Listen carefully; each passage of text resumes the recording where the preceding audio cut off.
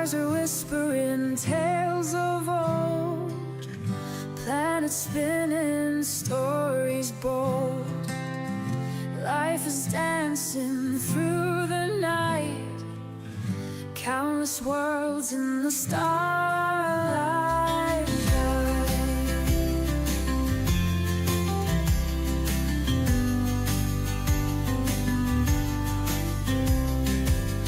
Galaxies full of mystery, infinite in their history. Beyond our dreams and our sights, life blooms in the cosmic lights, dancing on the edge of space. Take me away, feeling the universal grace. In the dark our hearts ignite, life across the endless night.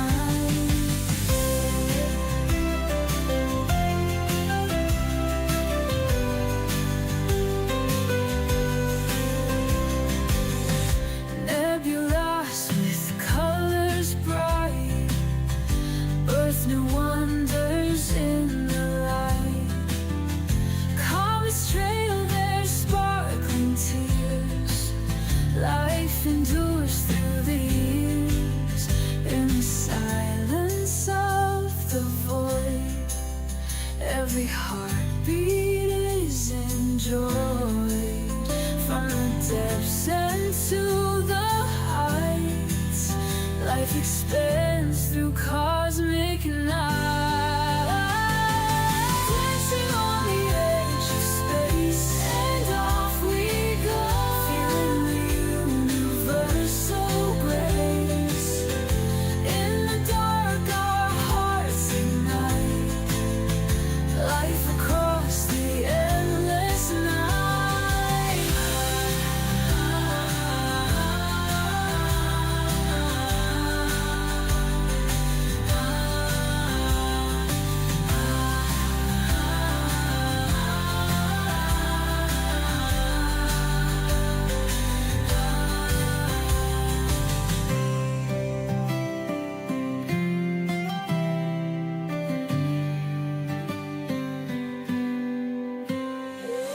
Dancing on the edge of space, and off we go, feeling the universal grace. In the dark our hearts ignite, life across the endless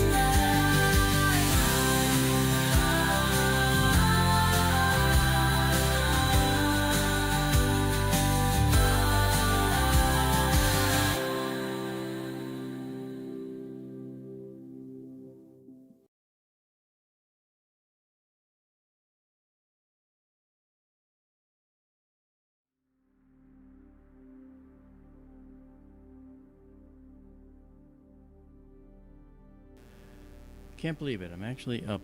This is a very interesting event, obviously.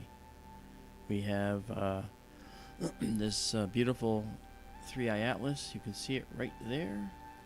It's looking really good. I've got, let's see, Hein, you were the first one here. It's fantastic. Good to see you. And then Dagger Spells, what's up? And Simon, how you doing? Yeah. Excellent. It's Perth, Western Australia. Hey, welcome from Perth. And then Hyphagen, how you doing? Here it is. Now, let me do some corrections for us. Let's get the color corrected here. There we go. Now, it's dragged out a little bit because it's moving, and we're actually seeing it moving in the sky, which is kind of interesting. So I'm going to clear it and start it over, and I'm going to change the exposure time, okay, to something a little more reasonable, like 30 seconds from 50. I was just trying to get a longer exposure so you could see. And also, take note of the color. The color is really, really important, you know. So and I'll tell you all about that in a minute. But let's clear so you can see the actual object when it comes in. Okay, so that's That's a raw photo of it right there. Very raw. That's really nice though. I took a photo of it when it was still out at the distance that Jupiter is from the sun, and it looked looked like a tiny dot, a little dash, right? Because again, it was moving there too. But I just want to get another shot of it, showing it in this new position where it'll be closest to the Earth on December 19th. And I might be doing a special program with another big organization that night, and we're gonna, or early morning, and we're gonna show it as well. Might be able to do it at night because it might be higher up in the higher up in the sky, as seen from the observatory in Benson, Arizona. So that might be a good possibility for us. Let me just increase my volume a little bit because my personal volume is not that high right now. There we go. Okay, that's a little high. Yeah, so this is it. This is 3i Atlas, and let's there it is, right there. Notice, interesting thing, the green color here I was talking about, right? And you'll notice there's a tail. See the tail? Yeah, there's a tail right there, going just back. Now, it was missing. Initially, this tail was missing when we first saw it, but it's now here, right? If I can catch it. Come on, baby, you can do it. Big caught it. Hey, I caught it. So the green color is due to carbon compounds on the surface of the comet, and these carbon compounds are launched off of the comet because they're trapped in the ices on the surface, and then when the solar radiation strikes this comet, it ionizes these compounds, and because they're carbon-based compounds, in part carbon monoxide, which is a carbon and oxygen, carbon dioxide, CO2, right, and cyanogen, which is a carbon and a nitrogen atom in pairs, CN. Okay, so this is the typical color we see when these ionization states go back to normal, because they bop back and forth. They go always back and forth. Ding, ding, ding, ding, ding. So the ionizing come back in. What's that mean?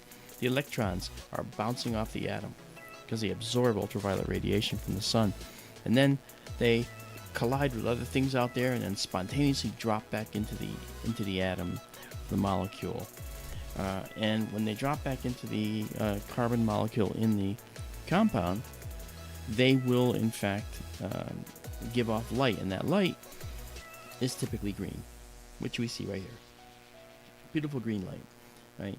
So this is what we see when we look at a comet. Typically, is we will see a greenish cast to the comet. Let's see if we can draw out a little more detail. Let's go here and bring this in. Yes, and now you can see the tail starting to move back here. It's a short tail, no lie. Okay, and so, but there it is, and you see this green halo around it. That's the area around the comet. That's the coma, the area around the comet where this gas and dust, this ionized gas and ionized, and this dust is hovering around the head of the comet, and that is actually very important because the head of this comet it's a tiny object in there, and this coma can be millions of miles in diameter. Okay, and the tail is many more millions of miles in length. Let's over process it for a second just to see what we got. Oh yeah, now you can actually see it. There's more of the tail right there. Again, it's short. Now, you may look at this and say, but I expected more. And here's the thing. Comets will only ever look like fuzzy balls of light as seen from Earth. But we're seeing this one. You're looking at the object that's caused such a stir. This guy right here, right there. That's the guy. and causing such a stir among people, you know. So when we look at the comet, there's the coma right here, this bright area around it. We got that tail right there coming off the back. See it? Yeah, you do. Yeah. So, welcome to 3i Atlas. I hope that it was enjoyable for you so far. Now, it is 4:21 a.m. out in the desert. It's 6:21 here in Connecticut, where I'm broadcasting this from. I woke up this morning and said, hey, I'll bet I can actually get 3i Atlas and show folks tonight. And we can. I do want to say hello to Daisy and Zoe Amethyst, who are here. Nice to see you guys. And we have Benjamin Ursa Major, 420. Nice to meet you, man. Thank you. If you haven't subscribed, I'm talking to, Hyphagen and Ben. If you guys, and Simon, if you guys haven't subscribed, just go for it. We show these kinds of things all the time. And it's free. We don't charge anything. All right, so what we're going to do now is we're going to darken this up. You notice there's a little bit of red here. That's because it's the pre-dawn colors are coming up. It's going to get brighter and brighter and brighter, unfortunately, as the sun rises. But I figured, even though this stream is short, we're going to be able to check out 3i Atlas, Jen's asking how long I think that the tail is. In terms of the sky, all right, remember, the tail could be, it's not like flat to us. It's probably on an angle to us, right? So the tail could be away from us. Probably it's probably going to be pointing away from us and going out into space. So we don't really know the actual length of the tail. We can say how long it goes from this to here, and that's just the component that's perpendicular. Sorry, it's early for me. I'm an astronomer. I don't get up in the morning, so this is new. But this object demands it, and I had to share it with you. So the tail is is a projection. That the projection of the part that's perpendicular to us is this right here. You can see that the comet's move. See the size of that now. That size, that used to be a dot. Now it's a dragged out green object. Let's overprocess it again to see if we've got more data. Yeah, there's the green halo, and you can see a little bit of a tail. Looks like we have a little something there, but I think that the tail it starts and ends almost immediately here. Now I've got the sensor on the telescope running at -20 Celsius right now, and that's to help keep the noise level down. And it's actually doing a fantastic job. You can see the tail right there. This is cool. All right. Now, because the comet's moving, I'm going to save it. Okay, and this will be up on our SkyTour Live. Oh, SkyTourLive.org, which is down there now because I'm up here. And then we will save exactly as seen. And if you look, let me show you. If you look in our upper view here, this is the eastern horizon out here. Okay, and that eastern horizon is getting lighter, as you can see right now. So we're already getting some pre-dawn light in there. So it's just the way it is. And I have to say, you guys that are in the chat, and maybe some lurkers still half asleep, are actually the very robust and amazing crew that decided to join us this morning. I really didn't expect anyone to show up except someone like people like overseas. Obviously, we have Simon coming in from Western Australia out in Perth. So that's kind of cool. Hyperchin says, been subscribed for years. Love popping in, looking at your finds. Keep up the great work. Oh, I'm not going to stop. There's no way. Actually, I have a third observatory coming, I think, and that's going to be in one of the darkest spots in the United States at an elevation of 7,000 feet. So we're talking another another telescope with amazing views to come. But if you want, Christmas is coming. If you want a T-shirt, just go here. Go to skytourlive.org right here. Okay, and if you hit the donate button and donate $25, we'll send you our T-shirt that we have. It's a great T-shirt, and that T-shirt I will show you here in just a second. I'm gonna clear this in a minute and bring us back to having nothing, and then we're gonna come back to do this again because it's important to keep the comet nucleus small. So I'll do that now. I'll just save it with 17 here. Save exactly as seen. Okay. And then I'm going to clear it. Oh no, Mark, you cleared it. Yeah, that's okay. Alright, and we're at 250 gain, and we can go to 600, but the problem is that induces so much noise that it is really difficult to actually see what's going on, especially with a comet. Alright, so let's let me bring us to here. Move it up a little higher, show you where we're kind of looking in the sky here. This is the view looking up at the stars from Benson. Again, we have a glow here coming in from the early morning. You can see here, right? We have the comet. The comet's green again because of carbon compounds. All right. Yeah, I've been looking forward to seeing 3i Atlas. We might also be doing, like I said, a special program.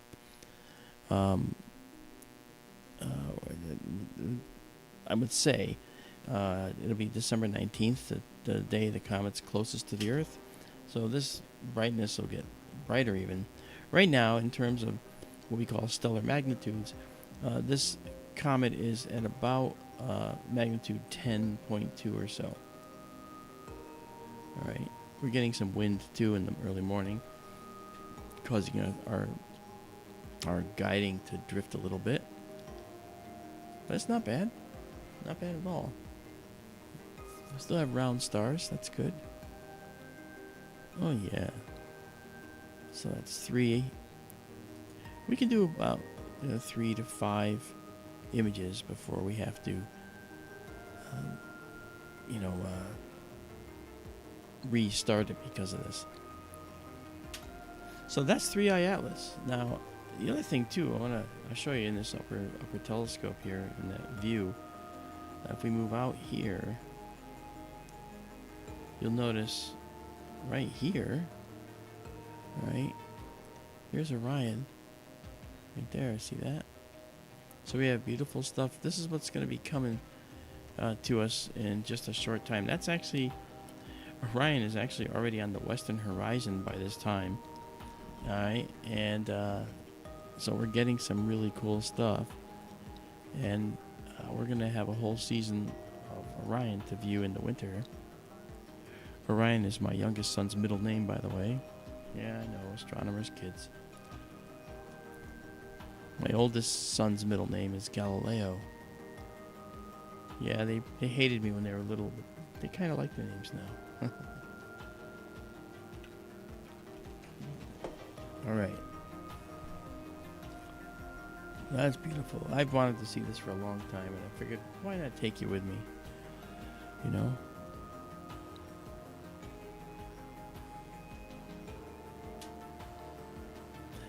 Hey, there's a North Carolina native is with us. How you doing, man?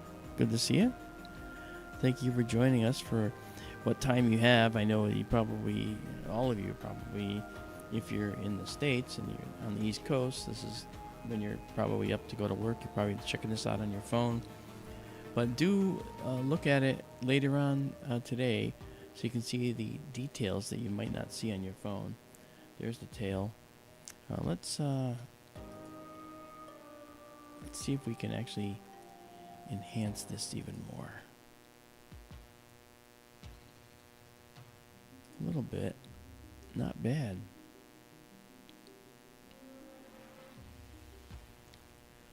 Yeah. Yeah, okay. Thank you for that, Hyphagen. Saying, I love the names. Yeah, Hunter Orion. Actually, his first name's Hunter. And then Gabriel Galileo.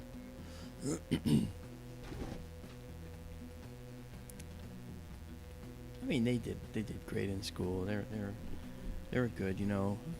They have a dad who's an astronomer. How bad could it get? All right, let me change the camera angle a little bit for you. There it is, 3-eye atlas. That's incredible.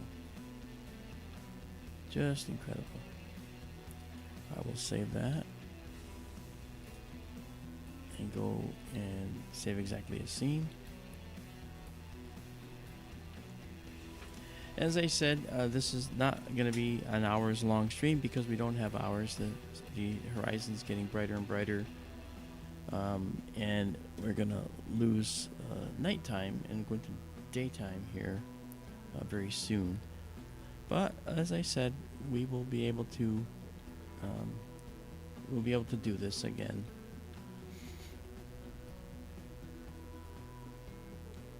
Yeah, this is something. You can see these this tail streaming out behind it.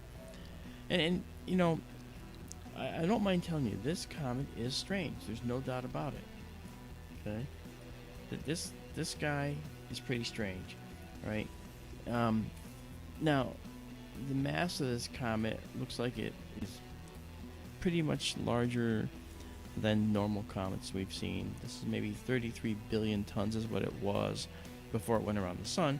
It certainly lost a good portion of that going around our sun, because as the sun heats it and the stuff comes off, well, that's losing mass, and mass loss in comets is something you expect, you know. So that said, these objects do in fact evaporate over time. Now let me get this back, because I gotta take this dark level. We take the dark level to just before the peak so we can get the maximum amount of data. If I go too far, you'll start to see it gets really bright, and we don't want very, very bright, you know. I'll tell you a little something. I had put in the orbital elements, that is the data which tells us where the comet is in the sky in astronomy, and I was thinking I better update them today. But I said, you know, before you update them, I'm just going to try going to this location that's currently stated. And it was right dead center like you see it. It's like, okay. So we are doing all right, you know. Okay, so this is 10 exposures. I'm going to clear it again. And when the last exposure you saw, there was a little star to the upper left. Okay, so you can see now this is actually the best image of it. I know it doesn't seem it, but this image shows us, and this curve will change as we get another image coming in. But this curve shows us, this image shows us the best shape of the comet that we'll have for this particular excursion, because one photo is what we want to see typically. When the second one comes in, you see the noise gets less by about half. You double the exposure, you double the number of exposures you take, and you cut the noise in half for what you're seeing. Yeah, okay, let's let me just sit through this one more time here. 2 good images. I'll wait for 3 and I'll save it again.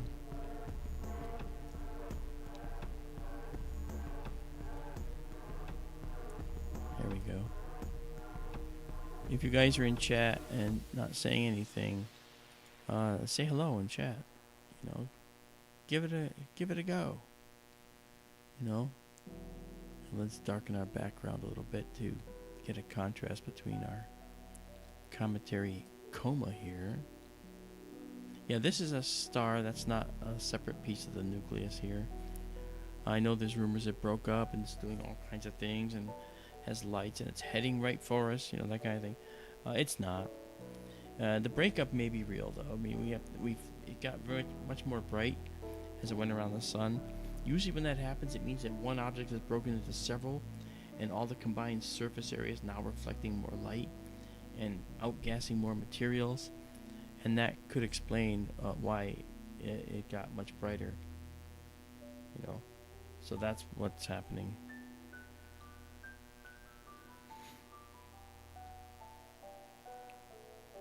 Yeah, today's the first day of summer down in Perth. It's 40 degrees Celsius. That's pretty warm. Yeah, right now in the building where we're taking this picture from, and we see the cameras there, we're at 11 Celsius, 11.8. You can see that temperature right here, or it says right here, 11.77 Celsius, 11.75. The temperature's taken moment to moment. Really nice.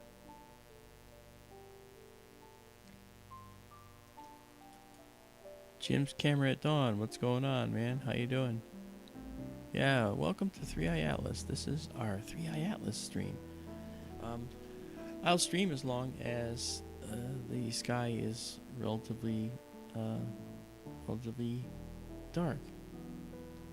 But we are getting, that's not the eastern horizon we're looking at up there. That's actually, that's Orion. But I'll move the camera around so you can see what we're looking at. Yeah, see, you can start to see small clouds on the horizon there. This is the pre-dawn light lighting up a few small clouds from behind. And they're dark, of course, because it's very dark out there. Yeah, so this is the southern sky right there. Yeah, this is the telescope pointing into the eastern sky. That's our Starlink stalk that you're seeing right here. Yeah. Alright, I'll just get out of your way here. Move myself down here again. I'll banish myself to the astronomer kindergarten down here at the bottom of the screen. Okay, and it's really something to see this. I'm glad that I woke up early to do this for you guys. Okay, we did 8. I'm gonna stop it again so we can start acquiring new ones. Now, why am I doing that?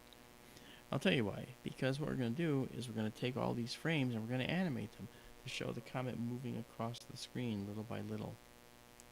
And that's something that is important to do because it actually can help you see how fast it's moving as it goes through the sky. So there's our first image. We're going to save that one. Save exactly as seen. Remove our black level a little to the left of the peak of the curve. We'll get a 2 here indicating a second frame in just a second. There we go. So, where is it in the sky, you may ask? If we back away, okay, there it is, STLS Benson pointing at it right now. And where it is, if you look, let's back out a little more. Okay. We are in the constellation of Virgo, right here. Okay, this is Virgo, right there. And 3i Atlas is kind of snuggling up to Virgo's head right now. And it's climbing. It's going to get higher and higher. And it'll eventually, there's Leo. Okay.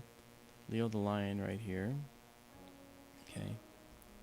There's some beautiful galaxies right here, just above where we are. I feel like maybe we should look at those too. But then anyone coming in is going to say, hey, that's the comet. You know, and that's not what I wanted to say or not what I want to be. But we could take a look at one of these guys.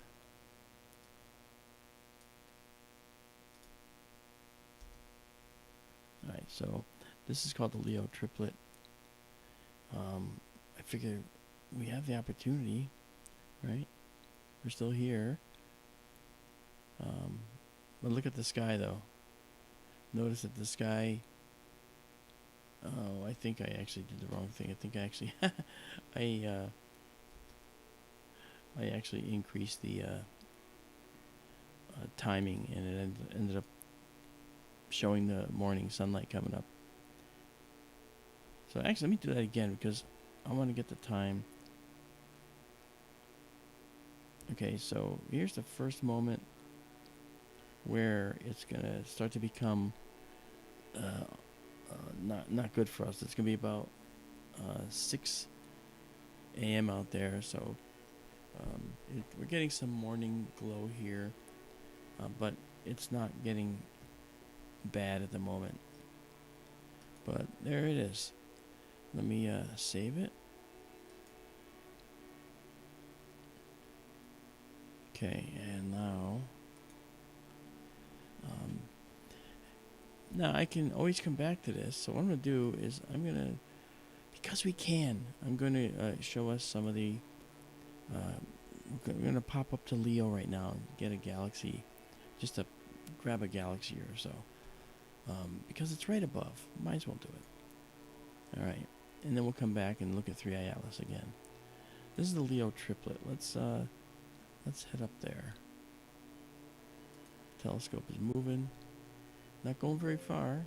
Well, yes, I'm guiding, so I've got to turn that off. All right, and let's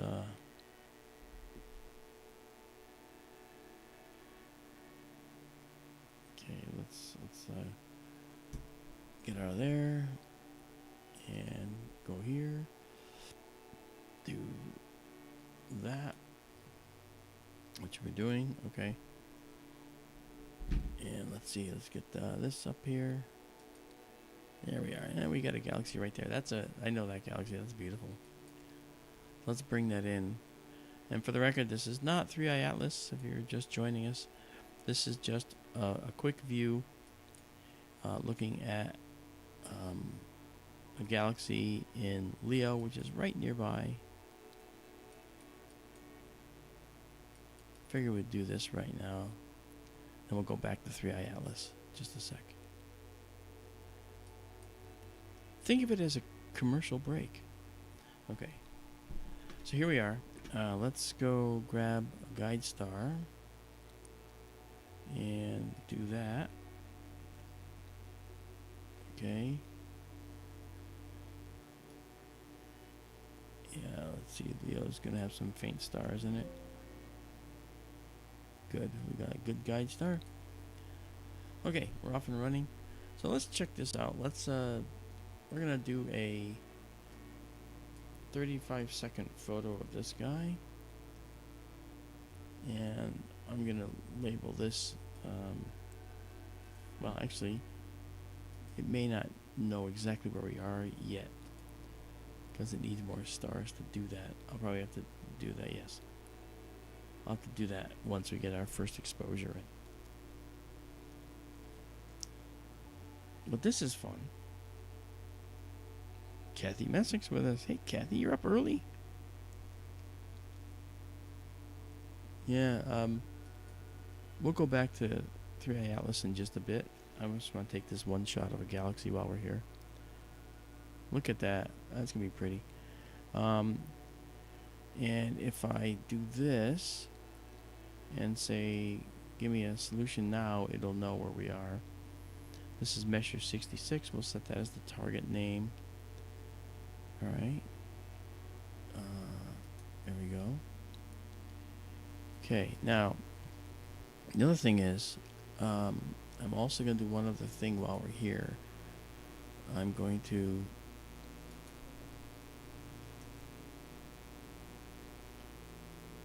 go back to 1 second here. Do this. And I'm going to refocus. Yes, I know. I'm going to turn off the guiding. Alright, we're going to refocus. Because it's important to have a crisp focus. And there's what we're going to do now. Hopefully, I'll do 2 seconds here in the focus arena. And I'm going to do this, and we're going to focus. So we're going to drive down, make a curve, and get the focus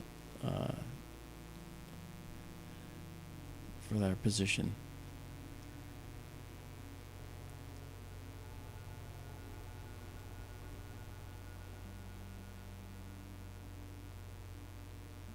Oh, how about that? This is...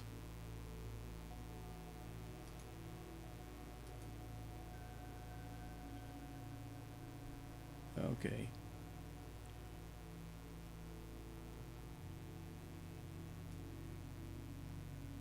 Take this out of there. It's a little bit overlapping. Okay, we're just gonna do a quick focus here, just to make sure we have some good focus on our objects, and then we're gonna go back to Atlas after we take this picture. I'm gonna stack this in just a moment. It's actually cold in my office right now. I'm wearing a sweatshirt. It is winter here.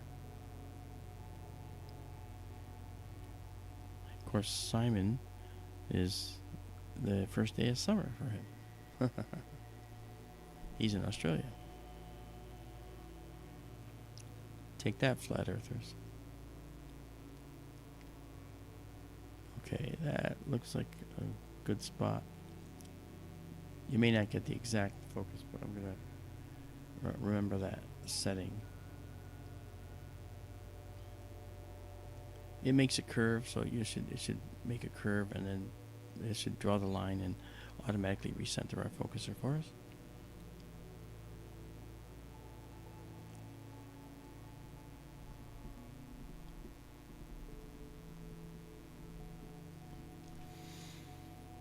So good morning to all of you.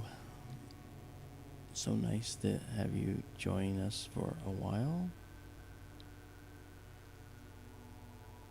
You see the curve, the bottom of that curve, the focus point's right about here.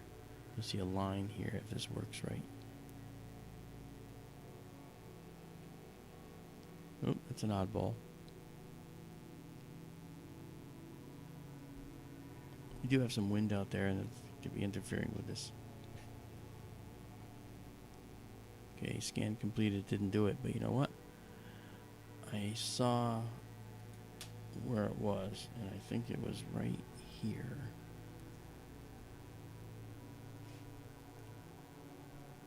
Yeah, I think that's where it was. So we'll come out of there, and let's drop this down a little bit more.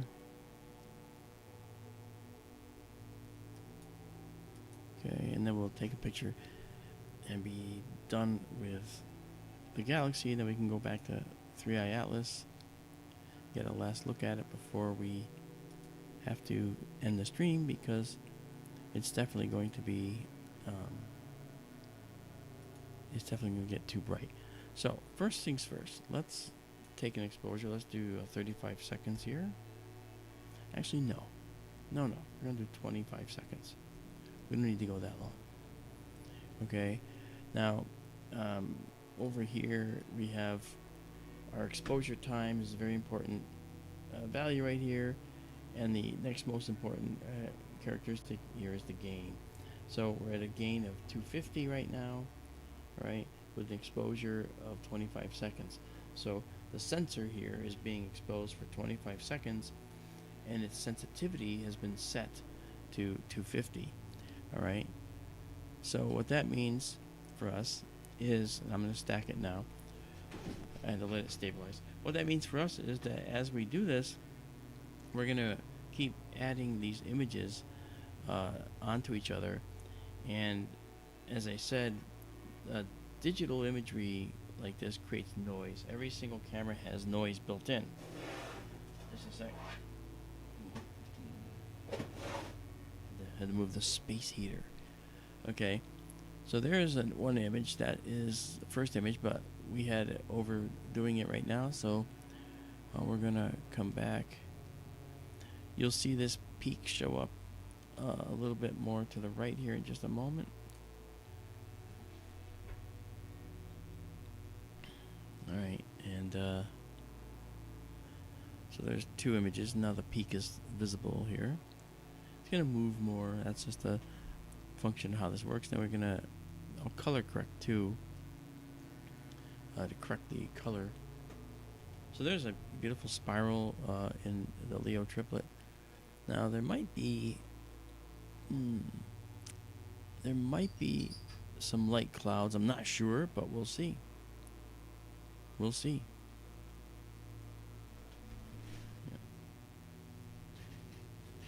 Yeah. All right. Okay. Yeah.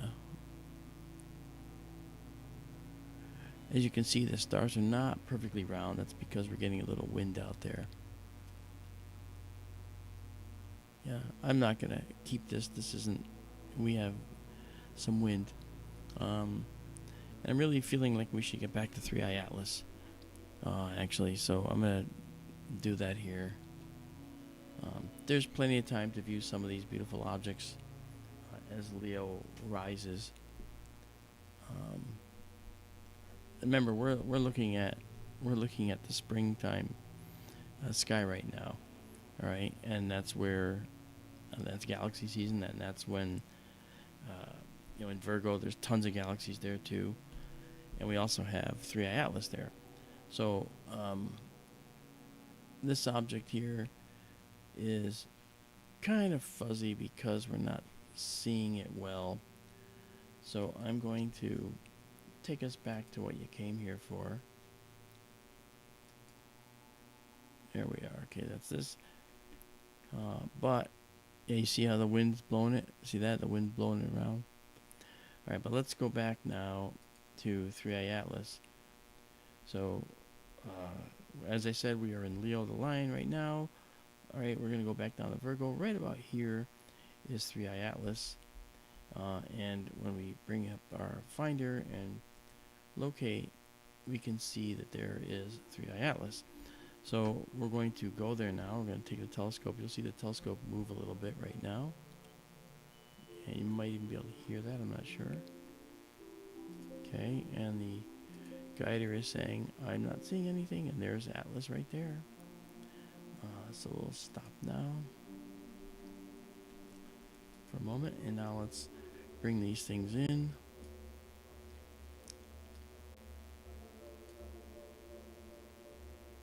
That's the wrong way, Feldman. Okay. Alright. Now, you remember when we looked at this before, right to the upper left there was a star. Let's see how much further that star is from it, because it will be further.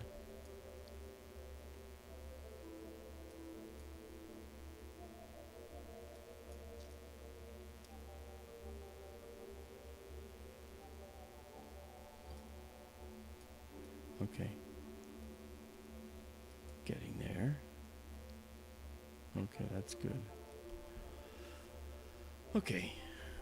Let's go get...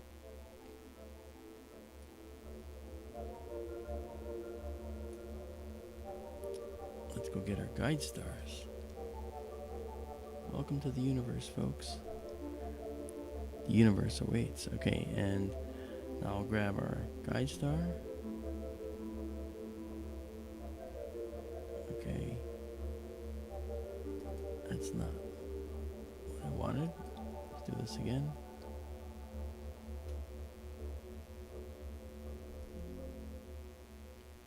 That's better. So you see our peak. We want that peak to be nice and visible and not go off the screen. Yeah, okay. There's a train coming through out there. I can hear it. I don't know if you can hear that. That's out in Benson. Okay, we're guiding now, so let's do a 25-second shot of 3i Atlas here. It is right there. And let's stack it. Stackaroni. This is cool. Telescope in the building is right here. See it there. That building is 2,500 miles from me. And let's see, what do we got? There it is.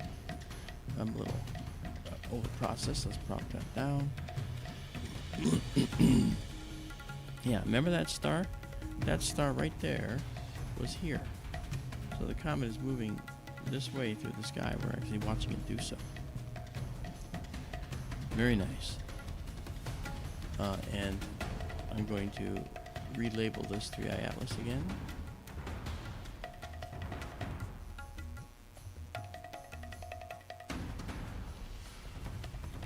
Alright, and save it. Get this data point. Exactly as seen. Okay. Kathy says, "Oh, I couldn't sleep." Yeah, well, it's hard. Yeah, see the stars getting dragged out a little bit? That's because of the wind momentarily blowing things around. It is a giant sail sticking up in the sky there. And the morning wind out there is pretty powerful. So I have to clear this and start again. Let's see what this one looks like. Yeah, this one's even dragged out a little, see it?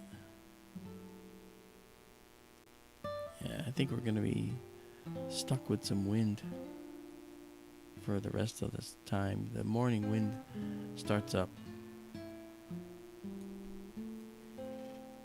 Well, let's give it a try. Let's give it a shot. Let's color correct anyway, see if we can draw that green out a little better. Yeah, there's the green. Really nice.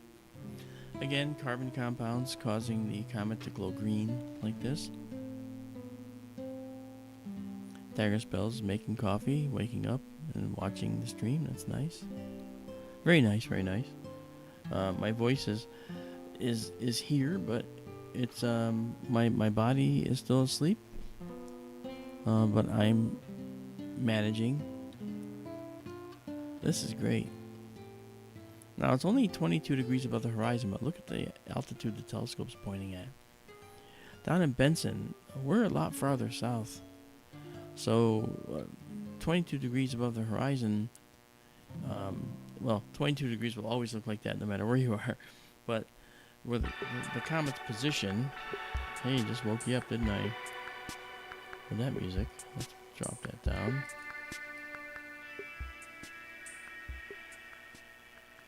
Yeah, the comet's position is at that altitude. It's actually not making a bad image. It's actually a really good image for what we're seeing. Okay, let's see if we can draw the tail out by pulling our white mid-level in. Oh yeah, look at the tail. See that streak right there? Yeah, that's the tail. Neat, neat, neat.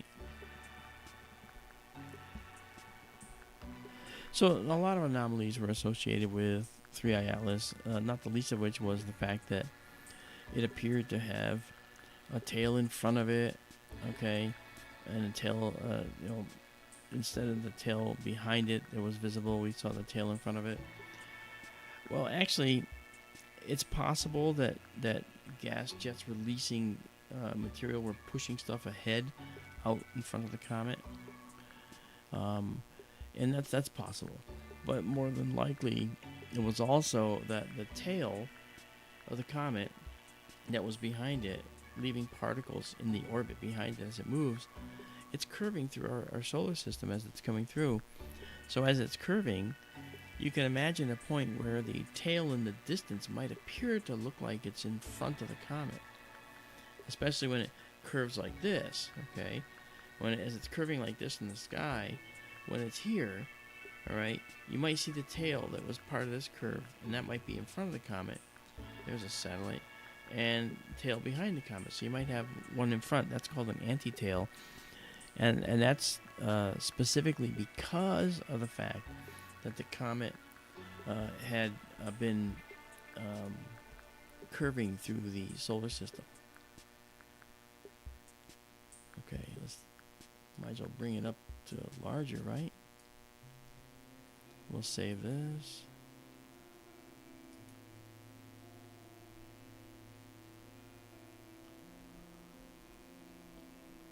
Yeah, the sky is getting brighter out there, Kathy, and it's also getting brighter here. You know, it's 5 a.m. out there, so the sun is already beginning to make its presence known. Alright, so this is 10. We're going to save it with 10 and save it exactly as seen.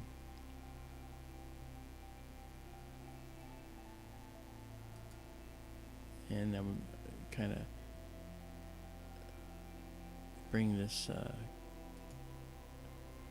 color back to what it should be. Comet's very, very green.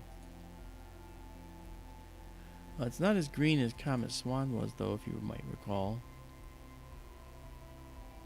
We looked at Comet Swan a couple of weeks ago, and it was a brilliant green object. I looked at it again just recently, and it wasn't nearly as green. So I thought that was interesting.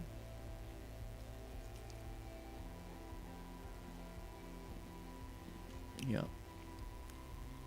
I will save this again. Stars have actually rounded out okay. And we'll save exactly as seen. And then I'm going to clear it again, because we want to show the comet's shape best, and that comes with the first shot. And we're doing 25 seconds.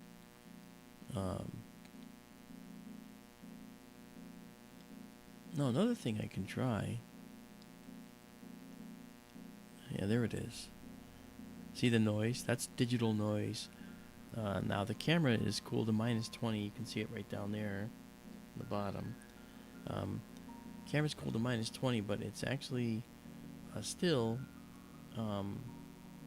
it still has some noise in it.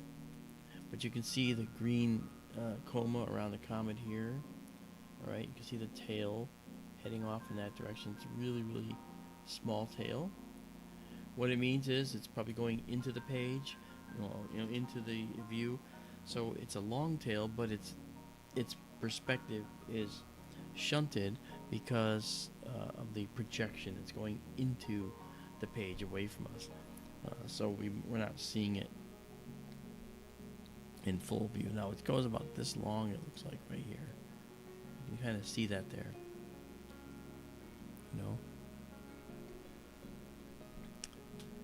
That's a pretty comet. So we had taken a picture of it, back in August, when it was out as far as Jupiter is from the Earth, the Sun. And when it was out there, what we saw was a tiny dot. It was so faint. And as it got closer, now it looks as bright as typical comets do to us. And for the record, there's no doubt it is a comet, just so you know. This is clearly a comet. And there's still people. There's a guy, I wrote a Facebook post, and he said, there's 12 different anomalies with this object. And I responded, well, yeah, okay, it's an interstellar comet, though. So if you have a cup of coffee from your favorite place in your town, and you go have a cup of coffee a few states away when you're on a business trip, you might say, that coffee is very different tasting. However, it's still coffee. Right? And the same analogy we use for this. The comets in our solar system have a certain composition because that's what our solar nebula was made from. Okay? This comet was made where the abundances of the elements and the compounds available to it were different than here because it's interstellar. Therefore, when we look at this object, we can't expect that this object is going to basically look like the comets and have the same materials in it that comets in our star system have. So um, that's part of the issue that we have with all of this. You know, we try to figure out a comet's composition, and how do you do that? Well, you do that by looking at the light. All we have is the light.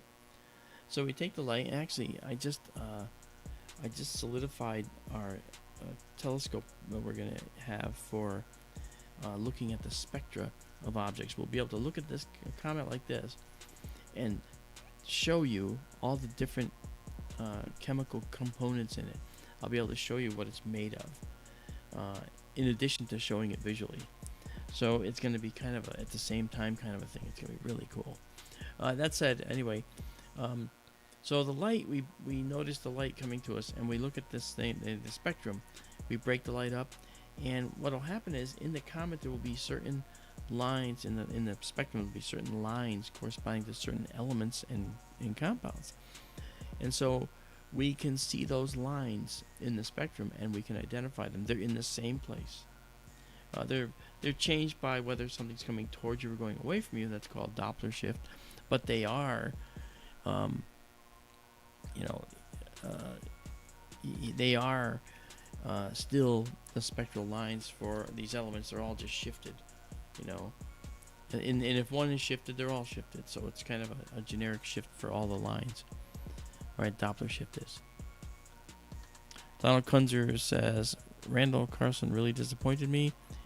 He wants to know why NASA isn't answering questions.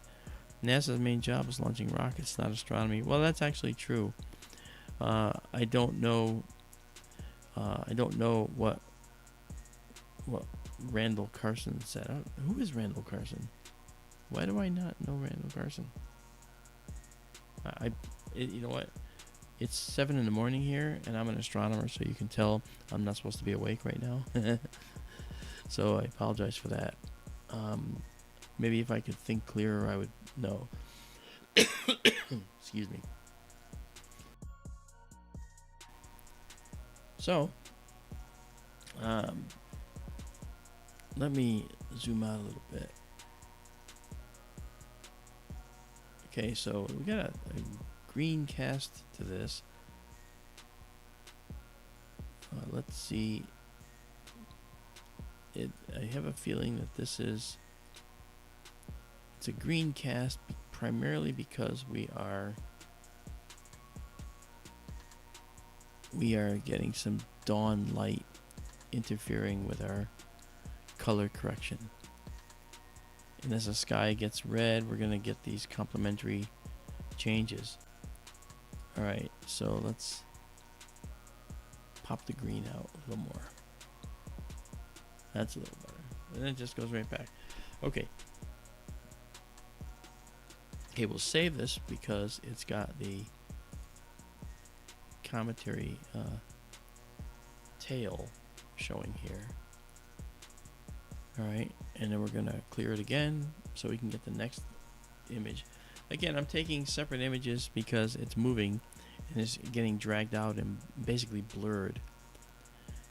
Oh, thanks, Dolly. Yeah, okay, the Younger Dryas theory, yeah. Yeah. Well, you know what? Here's the thing. The Younger Dryas event occurred. There was an occurrence overseas, I think in what is now Jordan or Syria. And they found that something had impacted the Earth, and it actually probably wiped out a bunch of people over in that region of the world. So it was pretty bad. But they couldn't have a hope of knowing what it was that was killing them. Let's see if we can notice how it's round and it sort of trails off this way. That's indicative of the comet. All right, you can see the tail there. I will process these and make them available to you. So you can see it. So this is a special event. We're not gonna make you wait to see it. I'll get this done when I finally wake up later. Yes, I'm going back to bed. But it's okay. You know, I'm all dressed. I'm so, you know, I just need to I need to sleep more. Very cool. I was on Coast to Coast. I was on a few days ago from 2 a.m. to 4 a.m. So I'm used to being up early, but or I should say up late. So I ended up kind of shifting. So this is why I kind of woke up early today, and I said, hey, I'm gonna take advantage of this and bring you guys the Comet. Why not, right? Why not? Let's do this. Line up our curves, see what they look like.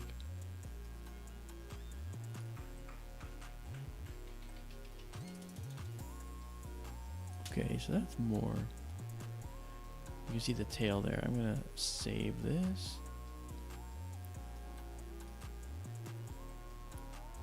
Now, you know, normally when I do this, you know, I take 30, 40 images and stack them, right? And now I'm only doing, you know, between 3 and 10. That's because the comet's moving and we see the movement. You can actually see the drawn out nucleus getting a little bit longer and elongated here. The comet's supposed to be like a round dot in the sky. It's not supposed to be an elongated thing. But we have to trade off between photographing the comet's nucleus and photographing the rest of the comet, which might include its tail. So for that reason we do this. Now one thing we'll do is I'll save this here. Save exactly as seen. Okay, now what I'm going to do is I'm going to get out of this stack and I'm going to change this to 50 seconds. Alright, now we're going to see this object after a 50-second exposure. It's already going to be dragged out a little bit, but we might see the tail better. Okay, the sky is getting brighter out there, as you can see. We're going to have to deal with that momentarily, but let's get this first shot, see what we got. Okay, so we're going to clear this. And it's going to be 3i Atlas again. So it's not going to change the name. Again, thank you all for coming out and hanging with me now and seeing this. Sean F says, aliens are coming. You know what? Probably true someday, Sean. Probably true. And who knows? They may be us. There we go. Okay, so with only one image, we don't have a very a good image because of the noise. So what we do is we'll just this curve will be more refined with the second photo that comes in.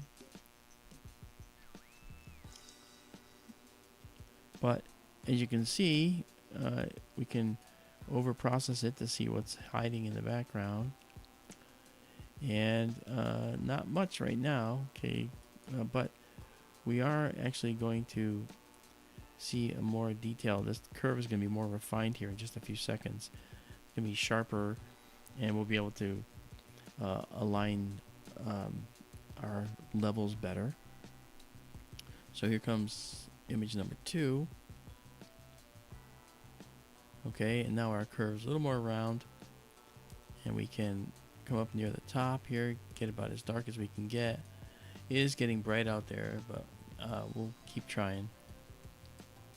Notice the red color, that's the pre-dawn colors showing up. Right now out there, you wouldn't even see these colors with your eye. It would still look dark to you. But the sensitive cameras that we use on this very fine telescope shows us those pre-dawn colors hiding in the background.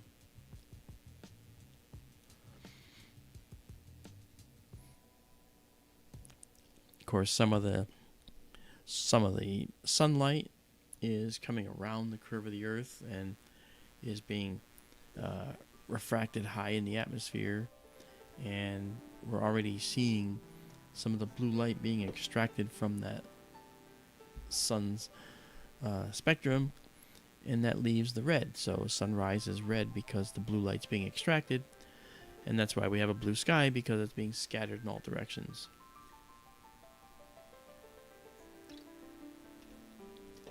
See the things you learn around here? Jeez, you know. Yeah, this looks nice here. The tail's better there. Let's really push this hard and see what we get.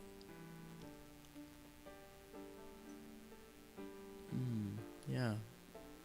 All right. You can see the tail very nicely there. Okay, let's save this at 4,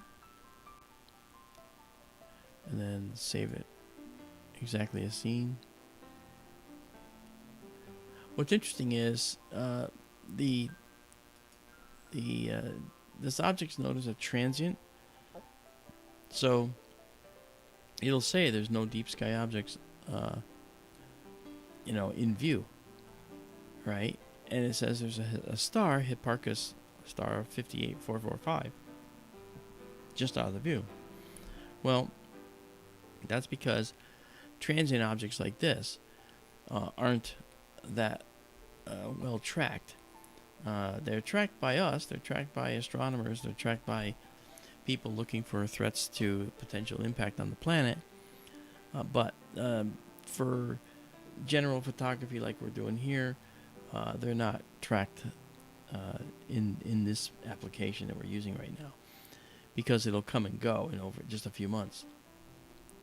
And the version that we're using here for this sharp cap doesn't have the ability to identify comets, because there's just so many of them, and they can be almost anywhere in the sky, and you can't ask sharp cap to keep track of all the coordinates.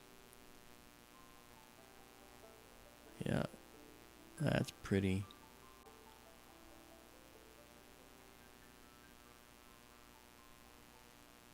If I process, I'm going to see it looks like it may have an anti-tail as well as his regular tail.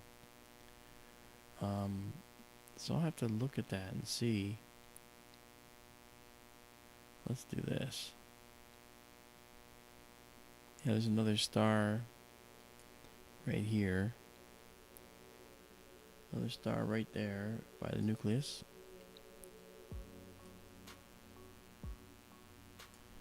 Very cool. Okay, 6 exposures. Let's save it. All right.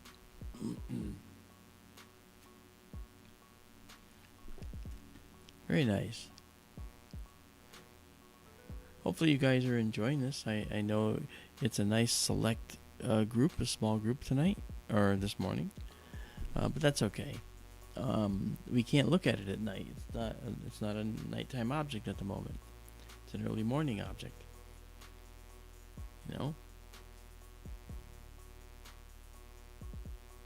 Okay, and now you see this next exposure definitely shows how it's elongated. So we'll clear that and start again.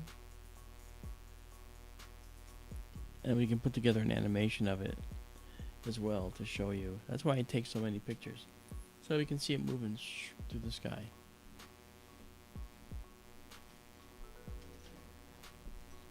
But the thing that's interesting is that for all the stuff you've been hearing about 3i Atlas on Facebook, in the 3i Atlas Facebook group, where you'll see me there all the time telling people, no, it's not a spaceship, no, those aren't headlights, no, it hasn't turned and radically changed course heading toward Earth. No, it hasn't. Okay? All this because Avi Loeb said something actually rather innocent, to be honest. He said it has a very strange trajectory. I mean, I'm thinking that it could possibly be an alien probe. That's actually not a stupid thing to say. And the reason is because this comet coming through our solar system passed Mars, it passed Venus, and now when it leaves up in March, when it starts to head out, it's going to pass Jupiter. It's passing 3 of the major planets in our solar system. Okay? It also came in on the plane of our solar system. Now, the plane of our solar system here, as these are the planets, right, is here, and the galactic plane is here. Okay, so if we tilt this, okay, this is a 62-degree angle to the plane of the galaxy, but that's where the comet came from. It came from the plane of the galaxy. But you might say, well, how could it go through our solar system on the solar system plane? Because this is a circle, and if you turn it to the side, you can see that it can cross across the plane of our solar system, along the plane of our solar system, as seen from the side. Okay, so we do that, and now you can see how it can come right across, and that's what it's done. So that said, we have a beautiful object moving through our solar system with another satellite, likely a Starlink, actually. And then what happens is, as it comes through, because it's on the plane of our solar system, and because it's visiting through the major planets, and because it had a large amount of carbon dioxide, and because it had nickel atoms that were coming off of it initially, not as much anymore, by the way, those particular elements and those anomalies actually have explanations potentially. Let's look at the nickel content first. Okay, when we first saw this, we saw a vast amount of nickel atoms in the atmosphere of the comet, around the comet. Okay, so this coma here was full of nickel atoms. All right. Oh, look at that! Bang right through. That ruined it. Okay, or actually, bullseye. So as the nickel atoms were being seen in the spectrum of the comet, we didn't see iron. We usually see iron when we see nickel. As a matter of fact, we have what's called a nickel-iron ratio. Ni, nickel / over Fe, which is iron. Okay, so nickel to iron ratio is something that we would expect to see. And we didn't see enough iron to account for the amount of nickel we were seeing. And that was very odd. Well, again, I remind you, this is an interstellar object. It came from a different stellar system. So when we look at this guy, the composition of this comet is very different from the composition of comets that we have around here. Get a little bigger. Okay, so this comet's composition then is specially tuned to and made from the material it was made from in its star system. So in that star system, it probably was a lot of carbon dioxide. And there was also a lot of carbon monoxide. Now, comets generally have carbon monoxide in their spectra. Carbon monoxide is a carbon atom with an oxygen atom, as I said before. And carbon monoxide, right, also has the ability to bond with nickel atoms. And so we can get something called nickel carbonyl. Now, what's that? That's a nickel atom with 4 carbon monoxide groups attached to it. Okay, 1, 2, 3, 4, with nickel in the middle. Okay, now nickel carbonyl, the nickel atom is bound up in this compound, and so it's liberated from the surface of the comet as the comet approaches the sun and warms up. And then what happens is, as the nickel carbonyl heats up, well, the carbon monoxide and the nickel can part ways. It's called vaporization. And so it exposes the nickel atom, and we can see it. Like, whoa, look at all the nickel atoms. But there's no iron. Why is that? Well, if nickel can bond to a carbon monoxide molecule, iron can bond as well.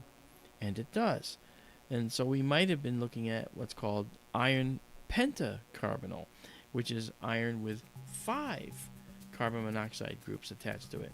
And if that's the case, that means that the vaporization state of iron pentacarbonyl, all right, is higher. And, well, that doesn't mean it particularly, but I'm just saying, look at more satellites. Look at this. It's like the Tholian web. But iron can bond with 5 carbon carbon monoxide groups and form this iron pentacarbonyl. And that vaporization temperature is 200 degrees Fahrenheit. So at 100 degrees Fahrenheit, half the 200, nickel is liberated. And we see tons of nickel. Wow, this thing's full of nickel. What's going on? But then as we get warmer and warmer, we start to see the iron. And we started to see more iron. So clearly the iron pentacarbonyl and the nickel carbonyl might be responsible for why we saw so much nickel. Now, as far as the carbon dioxide, well, we're looking at dry ice, basically carbon dioxide ice on the surface. All right, I'm going to save this because that's really kind of cool. I'm going to call it the Tholian 3I Atlas. Okay.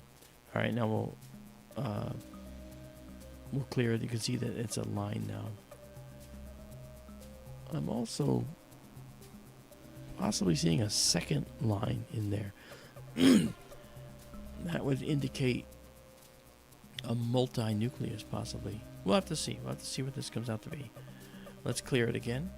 Start again. 50 seconds underway. So the carbon dioxide ice then on the surface could very well be the result of its location where it formed. It could have formed in a location where there was a lot of carbon dioxide and CO2 ice formed on the surface. And again, coffee in your town won't taste the same as coffee a few towns over, a couple states away, but it's still coffee. In the same way here, comets in our solar system look a certain way or composed a certain way because they're made from certain elements that were available here in our solar system, but that's not the same throughout the universe. So at the location where that formed, okay, it was different, and the element, the elements that were available to it were different. So clearly, this object then is going to have a composition that's concomitant with the fact that those elements were present where it formed, okay, and with the elements formed there. So we aren't used to seeing carbon dioxide in such high quantities in a comet, but we do see them in this one. So again, coffee's different in different towns, but it's still coffee. In its composition is slightly different, but it's still a comet. Okay, so that said, we're looking at 3I Atlas, the green color due to the carbon compounds we talked about multiple times. And so this particular object, let me get my ugly mug out of the way here. This particular comet is going to move higher into the sky, and it'll be more visible to us as time moves on. And so we're going to be watching this comet very closely, and hopefully we'll be able to see it again. Probably when it gets a little higher, we'll be able to start sooner in the early morning, you know. But I hope you're enjoying this, guys. The tail's very visible there, right there. If you like, make sure you hit like and subscribe and all that stuff. You know, all the good cliche stuff everybody says. You know, please do that. Help us out with our algorithm. And by the way, as I mentioned, if you guys are interested, I may have mentioned this to you before. Let me grab something here to show you. Let's do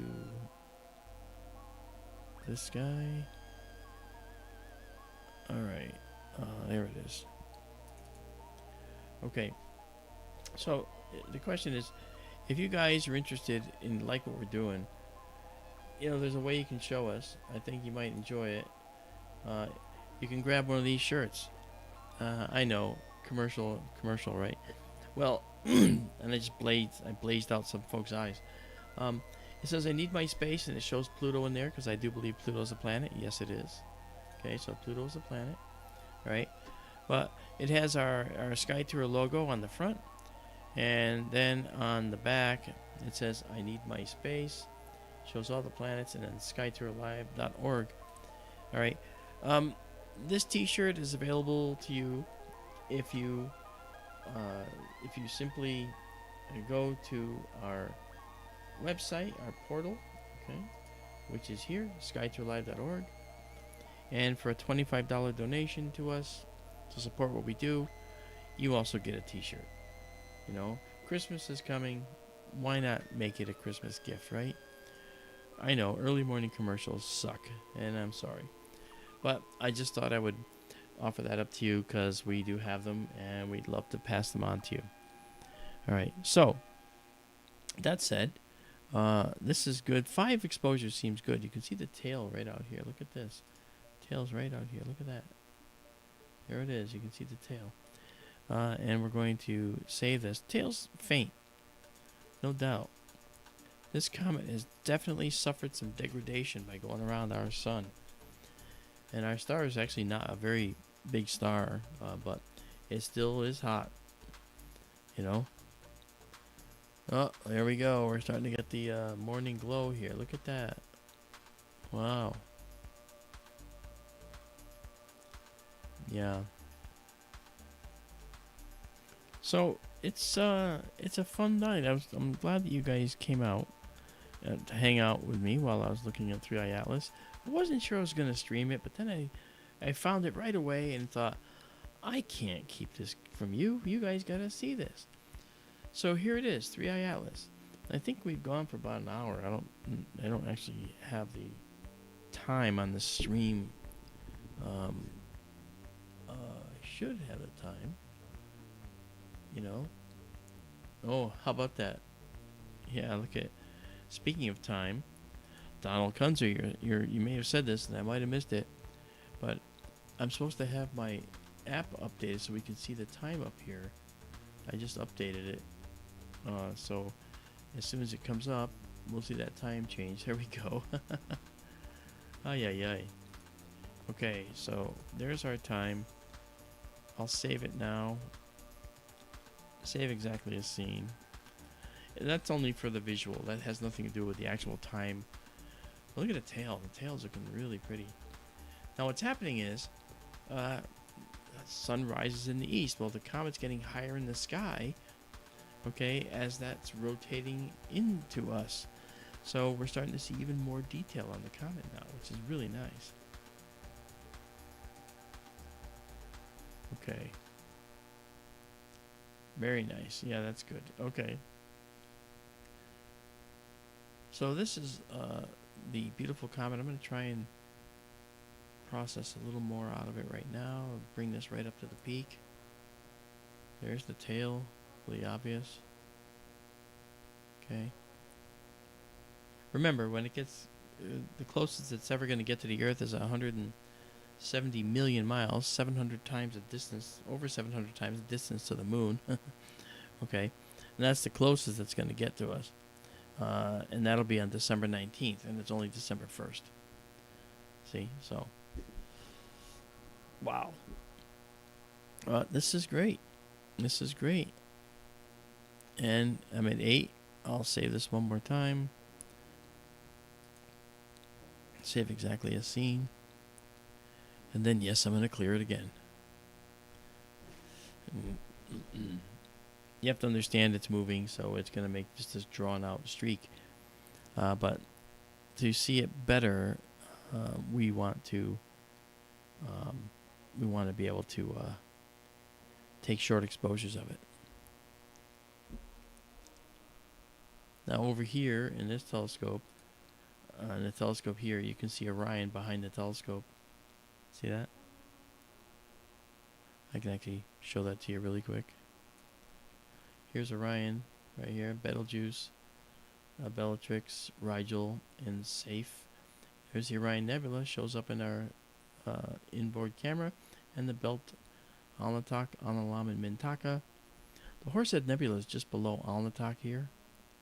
Alright, and the Orion Nebula is below the belt. Alright, let's see how our comet looks. There we go. Look at that. It's back. Yeah. And then we get some noise, right? Obviously. But this is actually the best photo for capturing the exact location of the comet because we see its nucleus as round as it's going to be. This is the star, by the way, right here. The comet was right here when we started, and it's moved to here. So we're literally, if we do the time lapse, you'll see it go right to here. Okay? That's the little star that was right at the upper left side of this coma here. That guy right there. Now it's down here. So the comet is moving, and you can see there's other objects right here, tiny stars right there. Look how bright the sky is getting.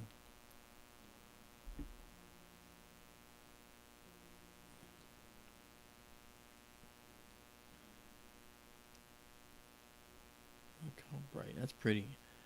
I'm going to check something out here.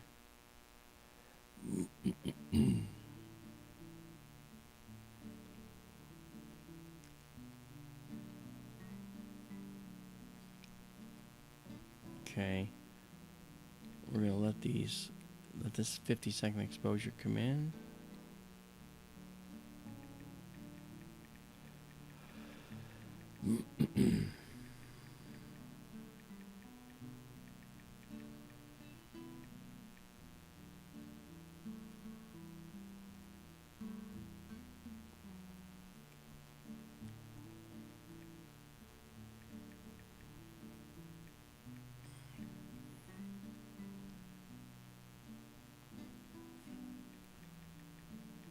I'll be right with you guys.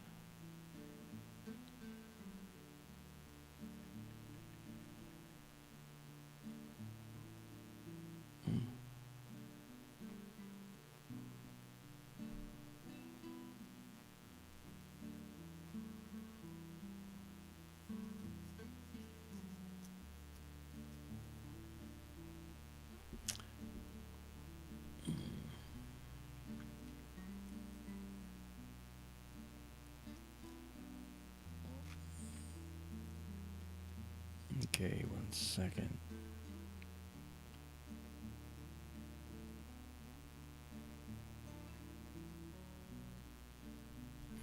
Yeah, so it's getting better. The comet's looking visually better because it's getting higher in the sky as dawn approaches. That'll rapidly change, though, won't it? Yep. Wow. Okay, there's 5 exposures. And so where we are now, this is where we're looking. And when we first started looking at it, it was only 22 degrees above the horizon. Now, and that was over here. Okay, and now it's about 46 degrees above the horizon. 45.8. So that's why it's looking better. Really cool. Yes, sirree. And the dawn light is going to be, it's already encroaching on us, but it's, I'm moving it faster so you can see visually. Oh, there's Mercury. It's going to rise just before the sun. You see the sky getting bluer. This is, okay, this is literally in less than a half hour, or about a half hour. That's going to be too bright. And before the sun rises, we could look at Mercury, but I'm probably not going to be awake. Okay. So right now, Mercury is just below the horizon here. If I turn off the ground, you can see Mercury is down here.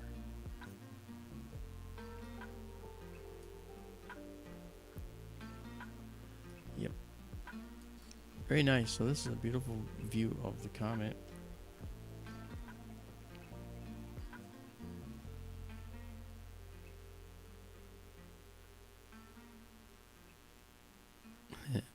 Donald Kunzer says, "It is weird looking at stars when the sun is up."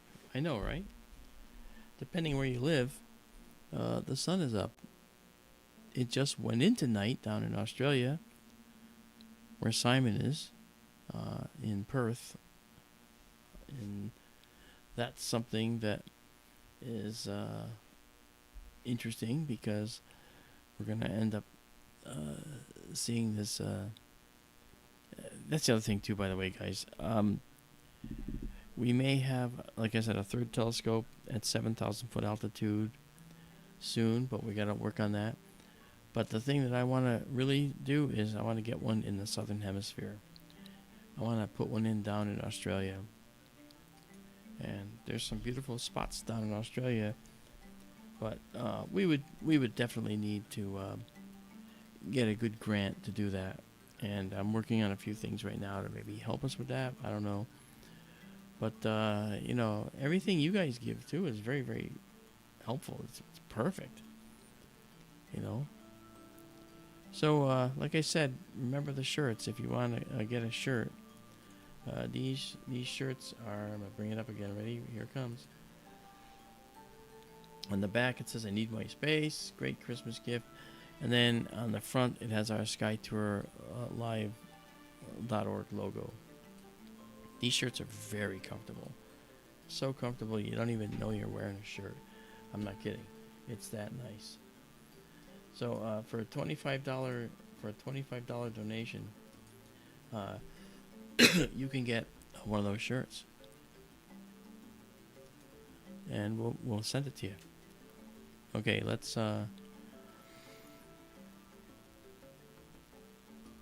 save one more.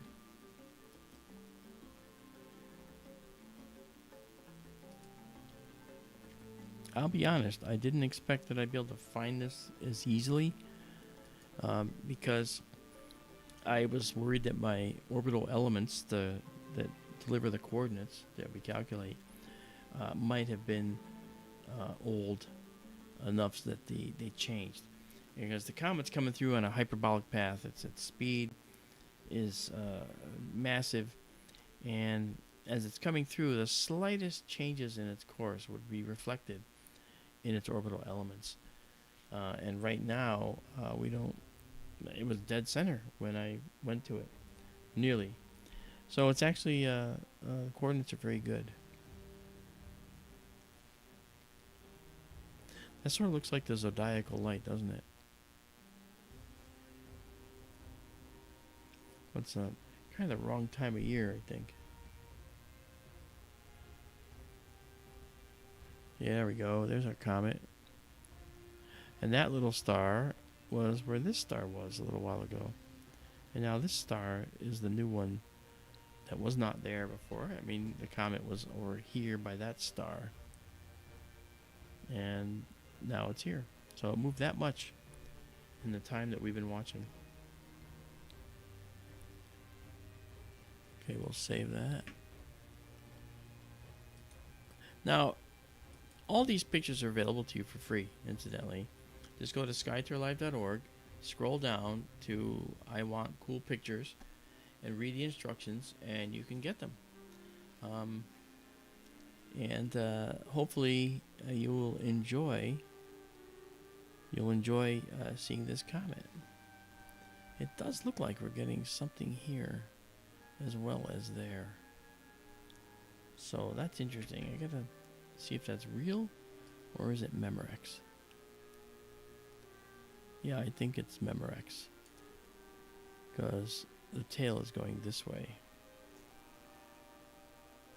And this is tending to round. Okay.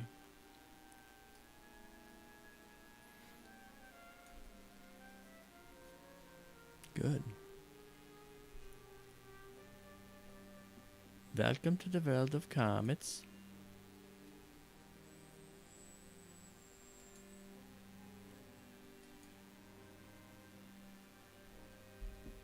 That's very nice.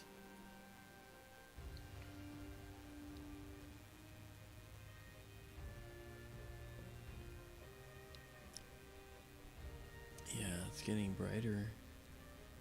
Getting some red light in here.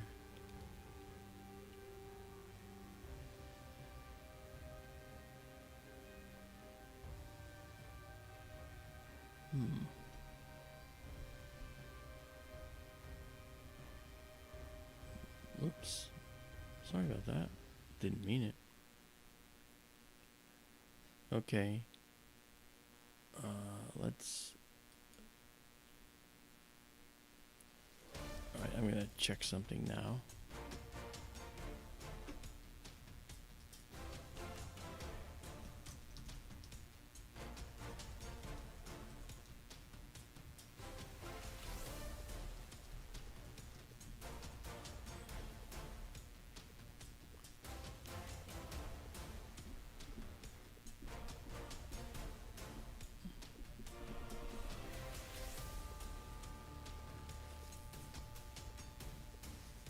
Okay.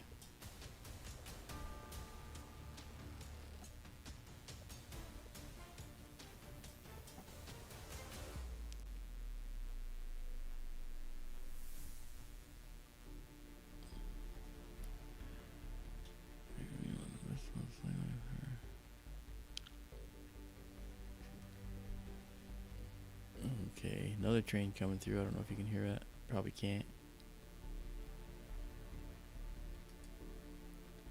Alright. Donald Cleanser says, Mark, will we be able to make the short animation of Three Eyes motion from these shots? Yes, we will, Donald. I'll be making an animation from these, and you'll see the motion. It's gonna be a short motion, but you'll see it, and it's gonna be with the same stars. So that's gonna be pretty cool. Absolutely.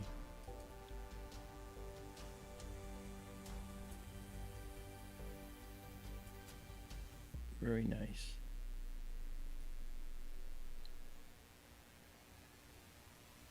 Okay.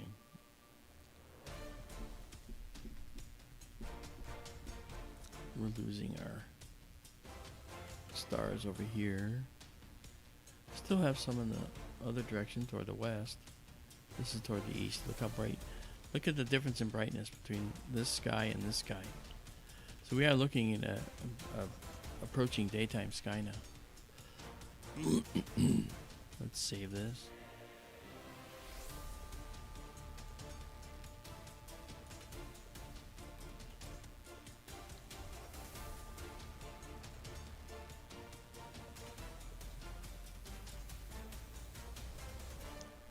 Alright, I'm going to try something else. I'm going to try to do a bit of noise reduction here. Drop this down. Okay.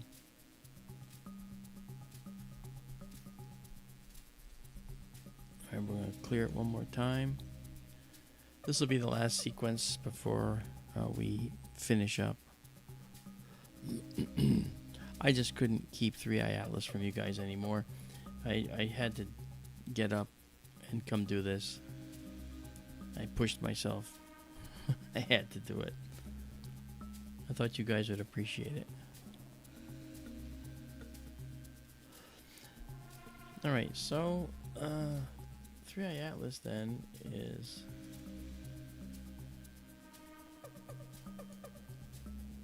Yeah, 3-Eye Atlas will be right here. There it is. Look at that. You see, again, see that tail right here. You can see the tail moving off to the back. There's the current star that's near the Comet, and we'll notice that changes. Being that this is the last shot, we probably won't notice this change, but we will come back to this. Maybe if I get up early again, we might be able to do this again, huh?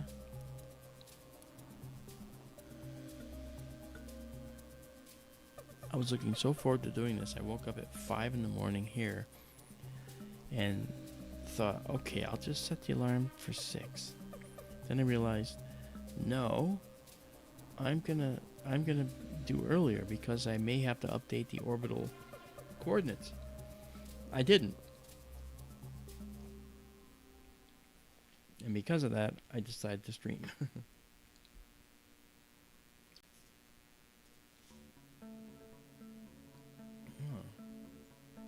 Pellegrino, tangerine, and wild strawberry flavor. Not my favorite. I like the orange better. Look at that though. Really pretty. That's really cool. Look how bright our sky is. Holy cow. Look at that. It's getting brighter and brighter up there. It's still dark here. Right there. Yeah.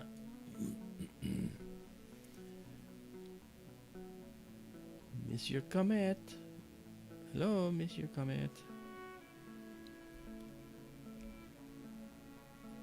Kathy Messick says, it was a nice surprise getting to see 3-Eye Atlas this morning. Oh, thank you. That's very nice. I'm glad you enjoyed it, because it was a very nice surprise for me to be able to show to you. You know? And, well, there it is.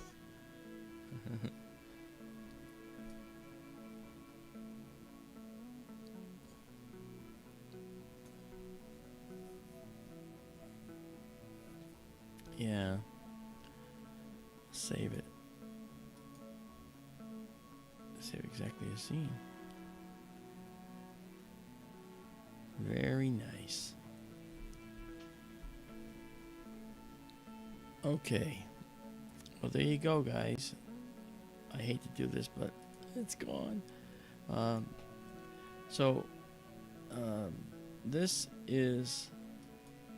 This was the 3-Eye Atlas view for tonight. We will be looking at it again. All right. You can see it there with just a 1-second exposure. It even shows up here. And what I'll do now is I'm going to put the telescope to bed, and well, you can watch that. That's not a big deal.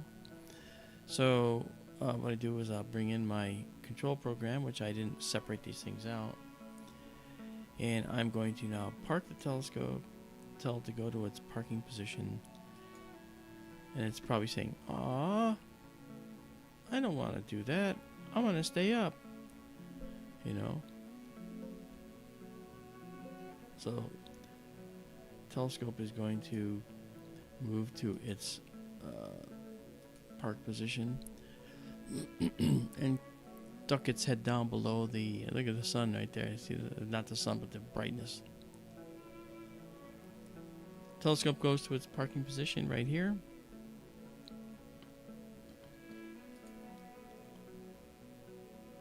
This is my observatory program I wrote to run things. Okay. So there it is. The telescope is now parked. And I'm going to disconnect the mount. And I'm very simply going to turn off power. You watch the red flashing light here. You watch that. It's going to go off. Ready? Here it goes. Boop. It's off. Okay. So telescope is off. And I can now close the roof. So here it comes. And you can probably hear that. There goes the roof, and it's coming right for us. Yep. There we go. So that was a good evening that we had. Hopefully you guys enjoyed that. I think you did. You wouldn't be here. Okay. Now, the sky's getting brighter out there too. Orion is setting. And what we do is we're going to... Now, those lights you see, they're very dim to your eyes, but they're very bright to our system. They're distant lights. They don't affect the darn thing. We're good. All right. Well, guys, thank you so much. I had a great time. I hope you did too. Well, you wouldn't be here if you didn't, as I said. So, you guys have a good night. Or good morning, I should say. And we'll talk later, all right? So thank you for coming. Thanks for enjoying 3-Eye Atlas with us. And I will talk to you very soon. Goodbye, everybody.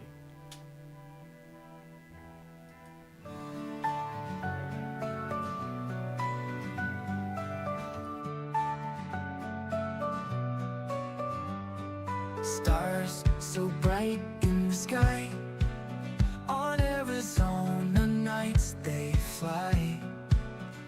Nebulae in colors rare, galaxies beyond. beyond compare.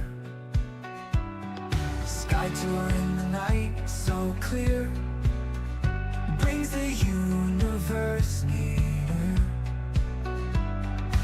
Real-time wonders to see, streaming live for you and me.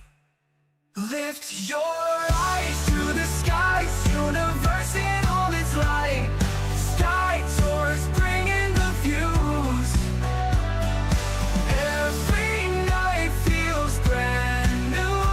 In the dark, the night unfolds, stories of the cosmos told. Through the lens, a distant dream, living real like a gleam. Far away, up so high, across the stars beyond the skull. Through the lens, a distant dream, living real like a gleam. Lift your eye up so high, across the stars beyond the sky. Sky tour shows us the way, every night a new display. Lift your eyes to the skies, universe in all its light. Sky tours bringing the views. Every night feels brand new.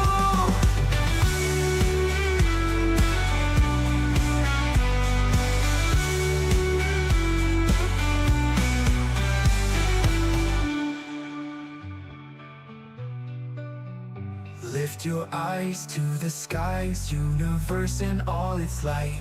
Sky tours bringing the view.